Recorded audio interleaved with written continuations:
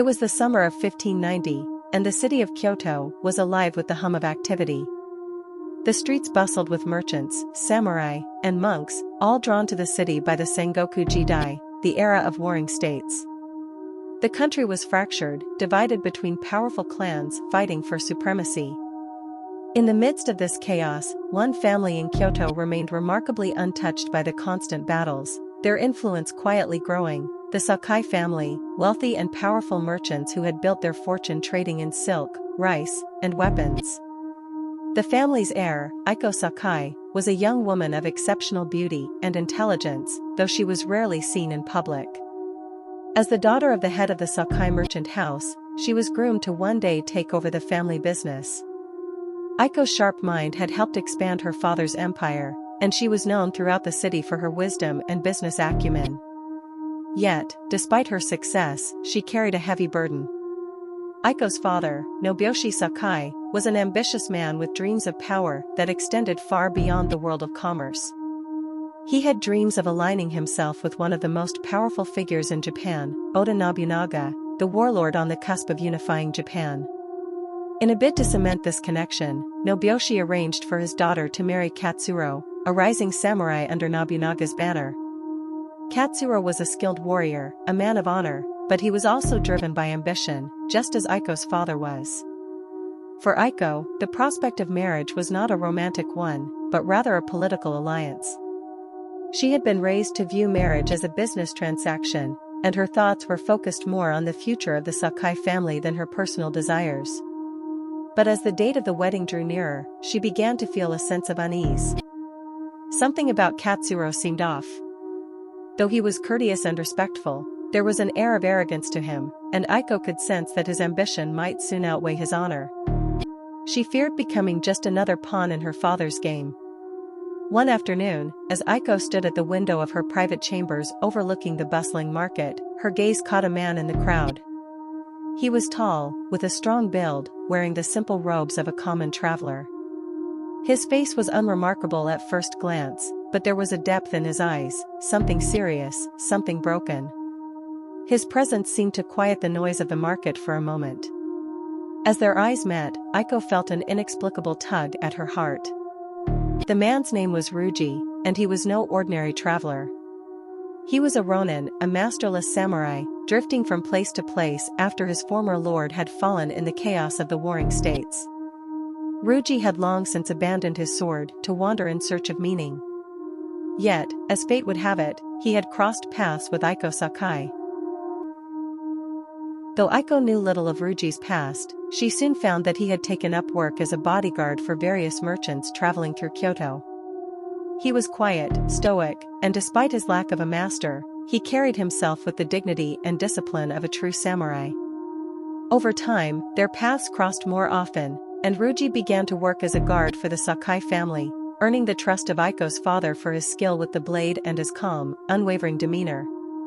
For Aiko, Ryuji's presence became an unexpected source of comfort. He was different from the men of high station she had known, and he did not seem interested in the trappings of wealth or the games of power. Unlike Katsuro, who seemed to view the world through the lens of ambition, Ryuji had the simplicity of a man who had seen too much war and loss to care for such things. But despite their growing friendship, Aiko knew she could not escape her father's plan. Her marriage to Katsuro was set in stone, and her duty to her family was clear. Yet, as the wedding day drew closer, she found herself standing on a precipice between two worlds, the world of her father's ambition, and the quiet, honorable path Ryuji seemed to offer. On the eve of her wedding, Aiko made a decision. She knew that she could not marry Katsuro, not when she felt that her soul would wither in such a union. She sent for Ryuji, asking him to meet her at a quiet tea house near the Sakai estate. When Ryuji arrived, she was waiting, her face pale in the dim light of the lanterns. There was no trace of the confident businesswoman she had always shown to the world. In this moment, she was just a woman, lost and uncertain. "You asked to see me, Lady Aiko?" Ryuji said, his voice as calm and distant as ever. "I can't do it," Aiko whispered, the words tasting bitter on her tongue. "I cannot marry Katsuro. I cannot follow my father's plan any longer. Aiko I fear it will destroy me. Ryuji paused, his dark eyes searching her face. He had seen pain in many forms, but this was different. This was the pain of a woman who had been trapped by duty, torn between the expectations of her family and her own heart. I understand, he said simply. But what will you do? I don't know, Aiko confessed, her voice breaking. I have no choice. I am a merchant's daughter. I must marry for the good of the family. But I would rather live with nothing than live a lie. Ryuji stepped closer, his expression softening. Then run. Leave Kyoto. Leave everything behind. I will protect you. You don't have to live this life if you don't want to. Aiko's heart skipped a beat. The idea was terrifying, but in her chest, a small flame of hope sparked. Run? Yes, Ryuji said, his voice firm. I once had a master, a lord whom I served with honor. But now I have nothing. And perhaps, in nothing, we can find freedom. Aiko hesitated. The weight of her family's expectations pressed on her, but Ryuji's words resonated deep within her. Could she truly walk away from everything? Could she find happiness in a life of uncertainty, even if it meant losing her family's wealth and power? I will go with you, Aiko said, her decision made. But only on one condition. Ryuji raised an eyebrow. What is that? You will not let me become just another wandering soul, lost to the world, she said, her eyes meeting his with unwavering resolve. If I leave, I will do so with honor. You must promise me that. Ryuji smiled faintly, his expression full of understanding. I promise you, Aiko. You will never be lost.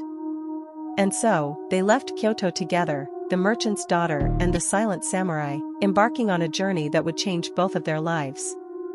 They traveled through the rugged mountains and across the river towns, avoiding the eyes of those who might recognize Aiko.